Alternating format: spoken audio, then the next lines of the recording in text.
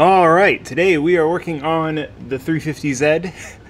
I was saying 350Z. Anyway, so my car has been re-geared. It's got a 436 rear diff. The stock manual diff's like a 360, I think, like 359, somewhere in that range. So the 436 diff is sick for like faster tracks like Auburndale or PBR, big course and stuff like that, because I can be in third and it has enough power to drift in third. So I have more wheel speed. The problem is most of what we drive is very, very short technical tracks, and on very short technical tracks, it's kind of like a terrible ratio because third's usually too long. Like I can make it work, but I'm just bogging. I can't accelerate up to people. I just kind of like stay wherever I'm at. If I have to check up, I just lose speed. Like there's no throttle modulation. It's just foot to the floor. And then second is just rev limiter, and I don't have enough wheel speed. I had that problem at PBIR with Adam.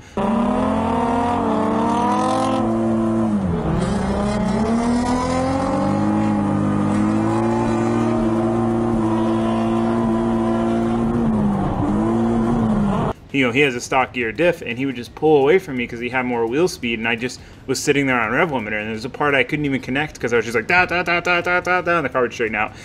So anyway, I bought a stock diff because I figured I'll try it, I'll see how I like it. Maybe my diff's good and I'm just making excuses. But it should be a lot better for what we do, the shorter tracks. And then I'll still have this diff so I can swap it in if like I'm running PBIR full course or, you know, running Auburndale or something like that. So I'll kind of have both options. It's not too hard to swap the diff. So today we're going to weld the stock diff that I bought. You know, get it all welded up and then get it in the car and kind of show you guys that whole process. Maybe we'll explain like what a welded diff is. One more thing. I've been having like some issues with the audio quality for a while. My old mic, let me show you it because it was beat. So as this Rode video mic go, it broke off here to the shock mount. So I zip tied it to the shock mount.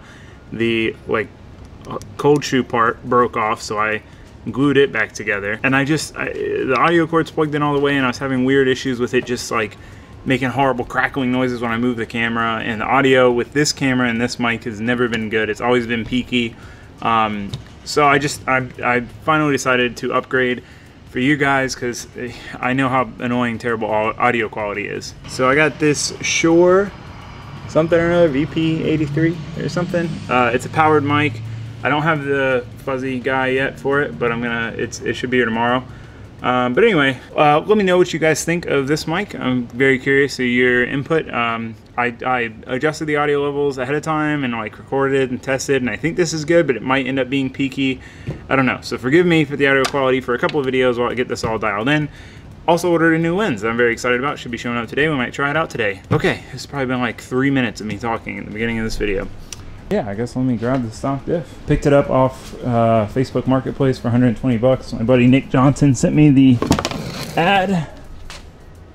So what we need to do first, pop the cover off, drain it, and then I think I might Tig Weld it, or I'll at least try, and if it doesn't work out, I can just MIG weld it. It's not a big deal. Also, if I forget to turn the mic on in this video, I'm sorry. It'll probably happen. Yeah, we're gonna have to pry this guy off. Thing looks super clean. We're on it. Well, that is some old, nasty gear oil. Ah! Let's let that drain for a minute. Oh, also, where is it? Where does it say it? Non-chlorinated brake cleaner. Very, very important when welding. You can make phosphane gas. Is it phosphane gas? Phosphorus gas? I don't know. You can make a deadly gas, and you can really mess yourself up or die. So make sure if you're going to weld after brake cleaning something, it's non-chlorinated. I didn't know that until you guys told me that. So I could have really hurt myself. Okay, let me see if I can get you guys a little closer here. I'm going to give you a quick demonstration of how an open diff works. So let's see. You have your spider gears, right? So as this guy's turning, sending power, if you stop one, the other continues. So that means whichever one has the least resistance is going to get the most power. So if this wheel's lifted, it's where the power is going to go, right? So what happens is you weld all of this together, so it has to turn in unison.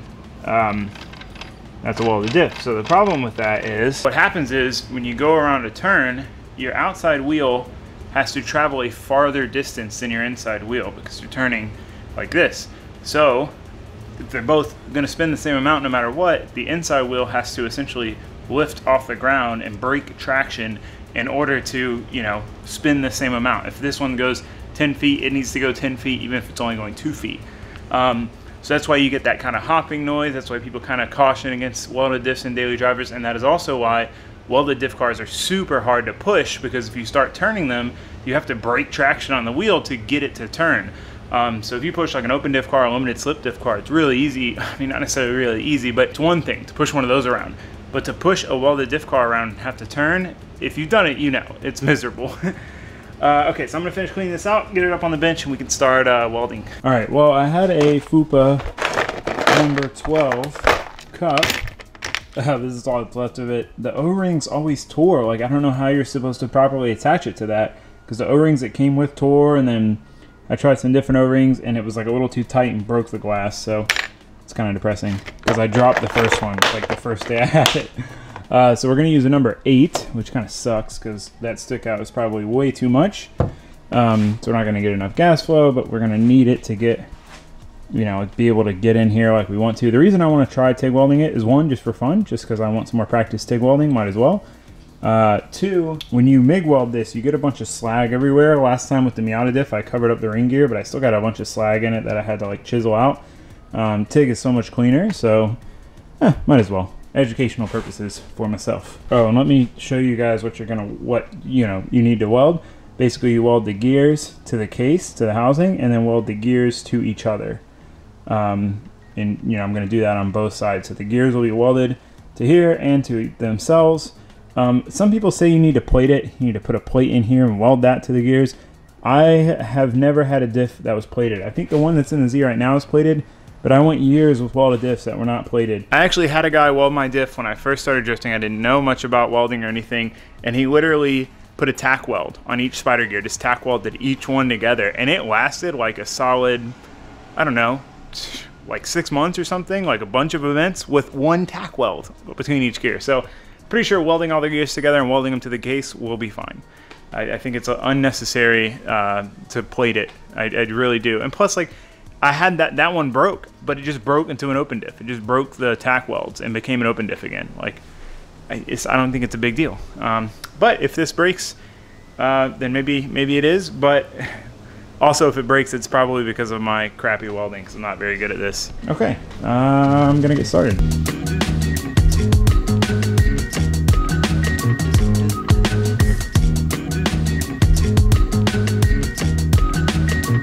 Okay, TIG welds are done. Not bad. I did 2 passes, so I did like a pass, and then I wanted to do a weave over it, but I just wasn't in a good position for it. But overall, not bad. Pretty much everything else is like impossible to get to with the TIG welder, especially using this number 8 cup. I can't extend the electrode out very far, so we're gonna get in here with the MIG welder and just deal with the splatter for the rest of this.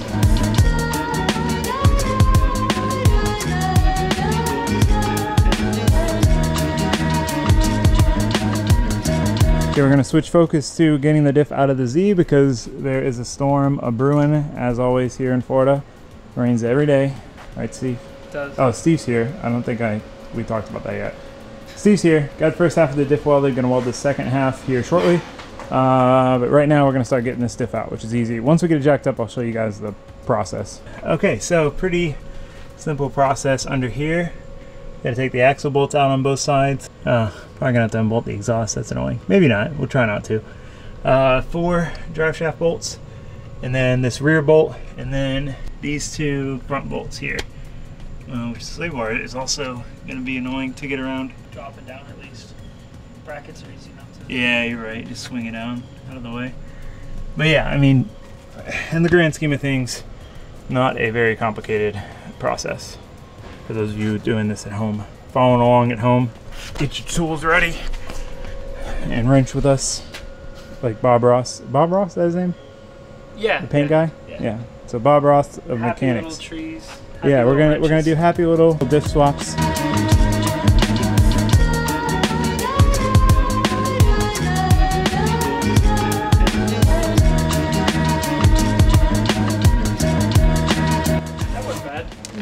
Like 20 minutes. Let's see. I'll tell you how long it was. 9 minutes. 9 minutes? 9 minutes and 46 seconds. Really not bad at all. It's pretty quick though. Really not bad at all. Left the exhaust in, left the sway bar in, just dropped it down some so that we could get it out. That part was kind of a little bit of a struggle because you had to like fight it around to get the bolt to come out because it wanted to hit the sway bar. One nice thing about this, if you've ever done a 240 diff swap, is the axles don't have that crazy cup on them. The 240, it's cupped to go into this. So you have to like pull it like 2 inches out and then like get it down, and there's just enough compression to get it down. It's very annoying. But yeah, super relatively easy. super relatively easy. All right, well, this is a Tig Weld. I did 2 passes, and then above and below it is MIG, and then the rest of this is MIG. So that's MIG, that's MIG. So I welded the gears to the case on all 4, and then I welded all 4 gears together. So there, and there. So everything's welded together and to the case on both sides. We just need to rotate it. I have this like ratchet so I can rotate it because it gets stuck because some slag just gets on the ring gear here and there, but it doesn't stick. So it just breaks off once you rotate it, and then we'll just make sure it's all clean and clear. Try to clean the rest of the slag down here out. RTV the cover that Steve so graciously cleaned very nicely, and then put it on, and then put it in. Well, the filler neck to my new thing of RTV broke because I dropped it. Oh. So it's just air, or the bottom is air, nitrogen, and then there's like a cap, and it, yeah. Oh, okay. We might still be able to, maybe, I don't know. We can just cut the top off. Yeah. We just need it for this one time. Yeah, so we're cutting the can open, so we don't have to go to the parts store. What's inside? Can of RTV. RTV is motor oil. Will it work? Yeah, will it work? I'm so envious of how well those videos do. Alright, so now we're going to cross this thing like a cake. I just got RTV on my camera to try to get that shot, God. and I missed it. I was one step too late. Guys, comment below as to what awesome clickbait videos I can do that are going to get 1 million views. Because I need 1 million views on a video in my life. That would be very helpful. I feel like it's all going to be done by the time I have the space necessary to do crazy stuff. What crazy stuff do you want to see? Let's rephrase that. What crazy stuff do you want to see? Because I don't know that I could make videos centered around being clickbait. Like I don't know. I want to think I'm above that, but I don't know. Now we get to install this beautiful, completely stock diff. It's ironic that we took out a diff that probably cost about $700 for the previous owner to set up. But again, I'll have 2. So I'll have gear range options, which is nice. Oh, I also have the door pull. So it's another one of these, but that goes here. So I need to remember to put those on real quick. But we are going to install the diff now. I think it's going to take longer. Yeah, I'm going to say like 16 minutes. 16? All Yeah. right, I'm going to go 12. I'm going to go 12 minutes. Oh, God, that's kind of quick. At a casual pace, 14. I'll go 14, you're 16. I'm 16. Are we doing prices right? You can't go over, closest without going over, or just closest? I don't know. I say just closest. You agree? Yeah. Okay, so loser closest. Loser buys dinner. Okay, deal.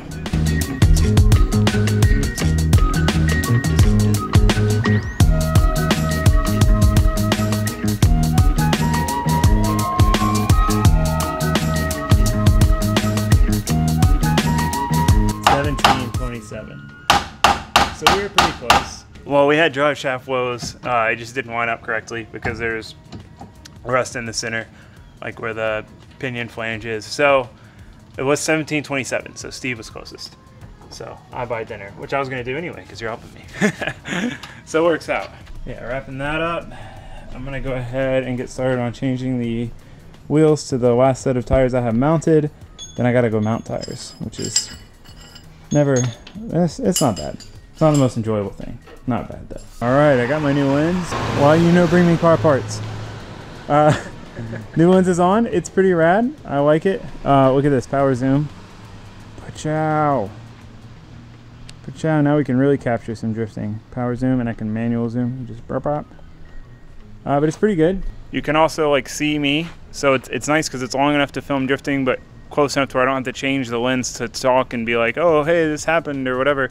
So I'm pretty excited about that. We'll see how it goes. Maybe I'll return if I don't like it, but it is pretty big and heavy. It's a big lens. Anyway, I'm getting distracted now. We're gonna go mount tires. We've got these wheels and tires on. This is the only new set I have. Yeah. So I need to mount 2 more, and then I've got 2 more coming tomorrow. I'm used to the wide angle where my hand's always in frame, and now it's not. I have to bring it up here to be in the frame.